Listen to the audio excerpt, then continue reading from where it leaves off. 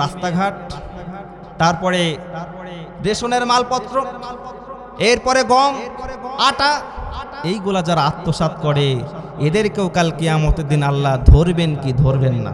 আসতে বলেন, ধরবেন কি ধরবেন না?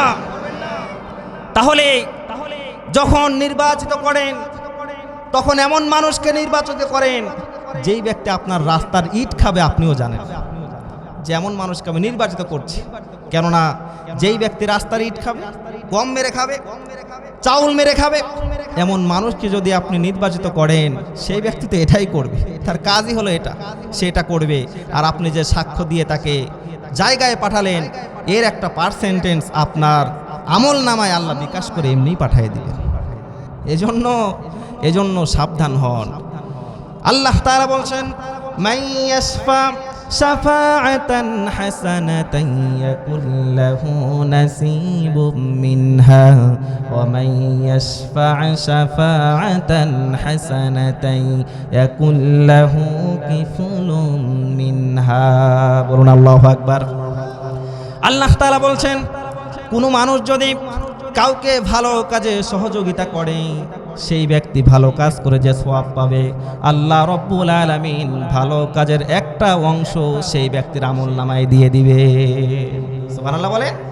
আবার কোনো ব্যক্তি কাউকে যদি খারাপ কাজে সহযোগিতা করে, খারাপ কাজ করতে সহযোগিতা করে, এমন ব্যক্তিকে সে যদি জায়গায় পাঠিয়ে দেয় যেই ব্যক্তি খারাপ কাজগুলা করবে, তাহলে ওই ব্যক্তি খারাপ কাজ করার ফলে যত গুনাহ হবে তার আমলনামায় সেই গুনাহের ভাগ আল্লাহ তাআলা পৌঁছায় দিবে।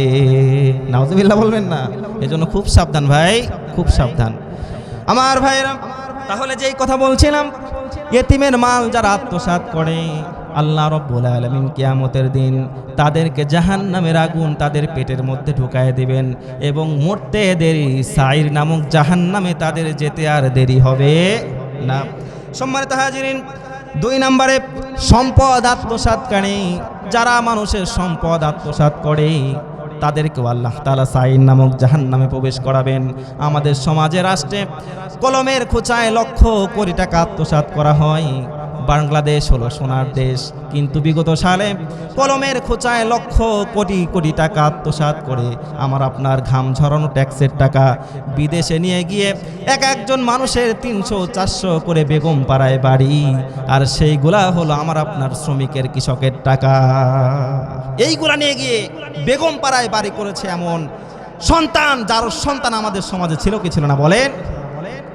আমার ভাইয়েরা, খয়বারের যুদ্ধে একজন সাহাবী বীর বিক্রমে যুদ্ধ করে দুনিয়া থেকে বিদায় হয়ে চলে গেলেন। সাহাবীরা বলল এই ব্যক্তি হলো শহীদ, আল্লাহ তাআলা তাকে জান্নাতের মধ্যে প্রবেশ করিয়েছেন।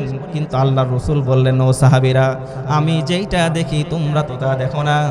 এই ব্যক্তি জান্নাতে নাই, বরং আল্লাহ রব্বুল আলামিন তাকে জাহান্নামে দিয়েছে। নাউজুবিল্লাহ বলবেন না? হাদিস থেকে বলছি, বুখারী মুসলিমে এসেছে, মুত্তাফাকুন আলাইহি হাদিস। সাহাবীরা বলল, হে আল্লাহর রাসূল, এই লোকটা তো বীর বিক্রমে যুদ্ধ করে শহীদ হয়ে দুনিয়া থেকে বিদায় হয়ে চলে গেল, হে আল্লাহর রাসূল, কেন সে জান্নাতে যাবে না?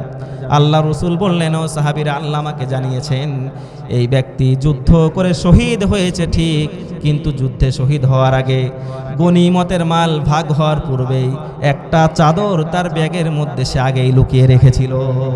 কয়টা চাদর? একটা চাদর আগেই লুকিয়ে রেখেছিল আমাকে না জানিয়ে।